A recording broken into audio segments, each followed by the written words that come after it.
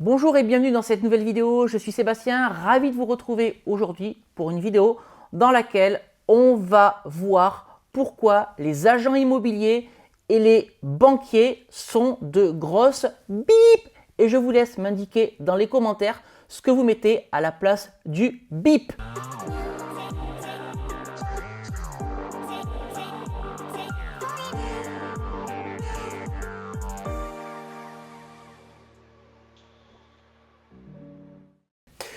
Pour ça, je vais tout simplement prendre l'exemple de l'un de mes clients, Matt, qui souhaitait faire financer un nouveau projet immobilier.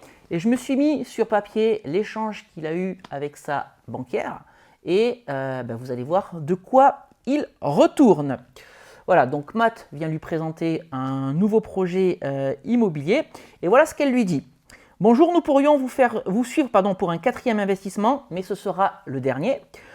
Pour votre demande sur un immeuble de rapport, c'est no go car on ne sait pas faire. Alors voilà ce que répond Matt. Mais je fais un cash flow de 500 € net par mois par appartement sur les 3 premiers projets immobiliers que vous avez financés. Elle, c'est bien, mais faites attention aux impôts qu'il y a derrière. Lui, il répond, bah non, c'est du cash flow net après impôt, il n'y a pas d'impôt. Elle, ah bon, c'est possible? Lui, bah ouais, il faut juste avoir l'esprit entrepreneurial, faire un business plan et une étude de marché. Elle, c'est bien, mais c'est légal ça? Lui, rien de plus légal, je suis déclaré au greffe du tribunal de commerce. Et elle, pour terminer la discussion, envoyez-moi votre déclaration au registre du commerce, ça peut aider. Bref, vous aurez vu, cette banquière est une grosse bip. Et encore une fois, je vous laisse me mettre dans les commentaires par quoi remplacer le bip. Ce qu'il faut voir dans cette petite anecdote, c'est que le cas de Matt, en fait, il n'est pas rare. Il faut partir du principe que celui qui vous vend un bien immobilier, c'est-à-dire l'agent immobilier, eh bien, il n'est pas investisseur lui-même. Et c'est d'ailleurs la raison pour laquelle, quand vous lui demandez de rechercher un T3, il peut arriver qu'il vous présente des studios. C'est aussi la raison pour laquelle cet agent immobilier, quand vous allez lui expliquer que vous souhaitez un projet qui s'autofinance, il vous dira tout simplement que ça n'existe pas. Et puis, c'est aussi la raison pour laquelle, quand vous allez donner un budget, il vous dira que ce n'est pas possible. Et là, je vais prendre aussi l'exemple d'une autre de mes clientes, Delphine, qui souhaitait investir dans le nord de la France. Elle a indiqué à l'agent immobilier qui a cherché un projet tout ficelé, tout compris, à 100 000 € qui s'autofinance. L'agent immobilier lui a rigolé au nez en lui disant que ça n'existait pas. Alors Delphine et moi, on a travaillé ensemble et on a trouvé un investissement locatif, même pas un appartement, une toute petite maison pour 62 000 € à l'achat, très propre, aucun travaux, 80 000 €, voilà, tout compris avec l'ameublement, les frais notaires, les frais de garantie bancaire, etc. Donc vous voyez, un agent immobilier qui vous dit que l'autofinancement à 100 000 €, ça n'existe pas, nous, en travaillant, on est capable de trouver des projets à 80 000 €.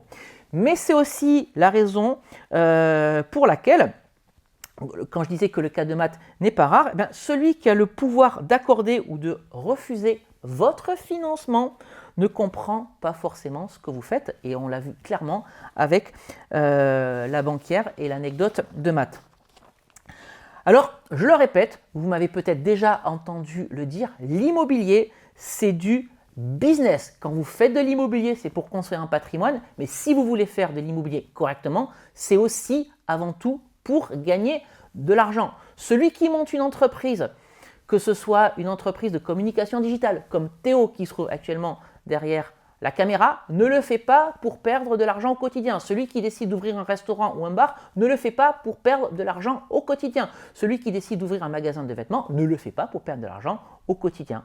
On est d'accord, quand on investit dans l'immobilier, ce n'est pas pour perdre de l'argent au quotidien.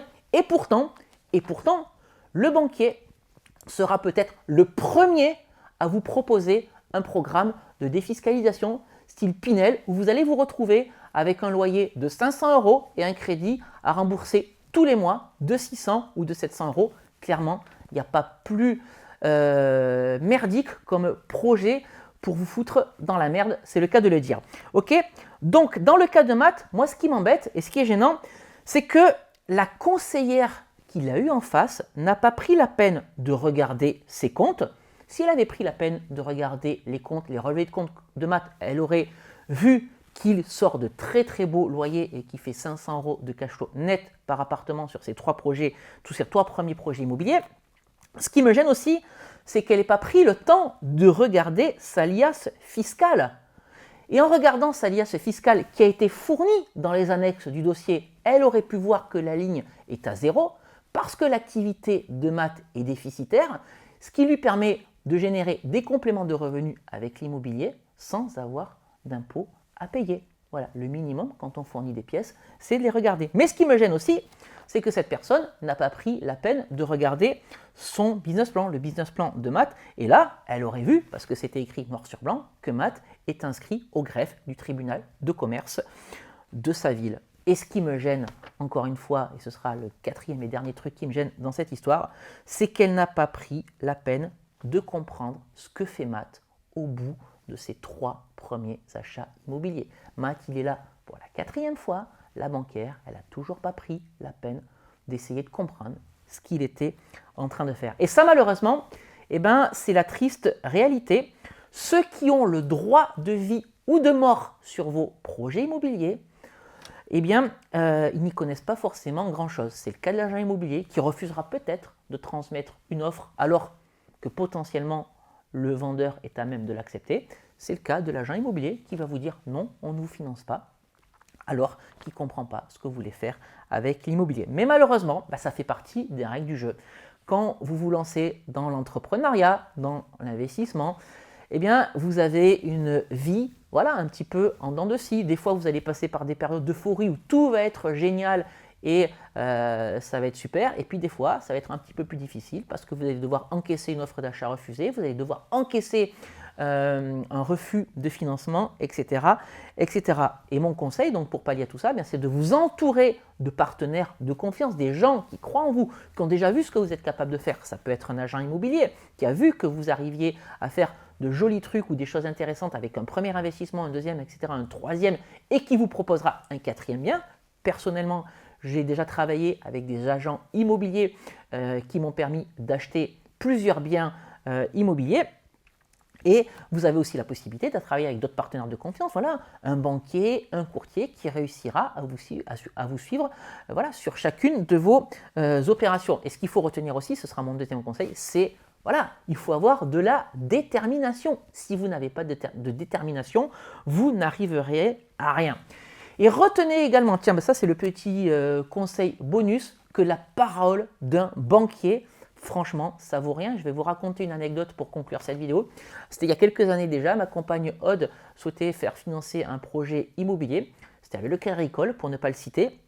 Je ne suis pas en train de dire que tous les agents du Crédit Agricole sont mauvais, pas du tout. En tout cas, face au Crédit Agricole, le conseiller bancaire lui avait dit « Aude, votre projet, il est bon, vous inquiétez pas, on vous financera ». 2 mois plus tard, après des coups de fil incessants et des emails de relance, on a fini par lui dire « on ne vous financera pas votre projet immobilier ». Donc un banquier qui vous dit droit dans les yeux « on vous financera » pour vous dire 2 mois plus tard « finalement, on ne vous financera pas », voilà. C'est arrivé à Aude et ça peut arriver à tout un tas d'autres personnes. Voilà ce que je voulais partager avec vous dans l'immobilier. Voilà comment, dans votre carrière d'investisseur ou d'entrepreneur, vous allez pouvoir vous retrouver avec des personnes qui ne comprennent pas ce que vous voulez faire et qui pourtant vont vous empêcher d'arriver à vos objectifs. N'hésitez pas à m'indiquer dans les commentaires si c'est le genre d'expérience qui vous est déjà arrivé. Partagez tout ça juste en dessous dans les commentaires de cette vidéo. Si cette vidéo vous a plu, n'hésitez pas à la liker, n'hésitez pas non plus à vous abonner à cette chaîne YouTube en activant la cloche. Si vous souhaitez en savoir plus sur l'immobilier et les stratégies de location à haut rendement, vous êtes les bienvenus. Et je vous invite, tant qu'à faire également, à me suivre sur les réseaux sociaux, sur Instagram, sur Facebook. Je vous amène avec moi en visite de biens immobiliers lorsque je suis en phase d'achat. Je vous amène avec moi sur les travaux de rénovation. Et puis, je vous amène avec moi dans la préparation de toutes les vidéos et le tournage des vidéos.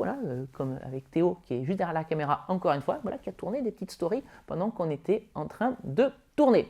Voilà, écoutez, je vous remercie de m'avoir suivi jusqu'ici. Et puis comme d'habitude, on se retrouve prochainement pour une nouvelle vidéo. Je vous dis à très bientôt. Ciao!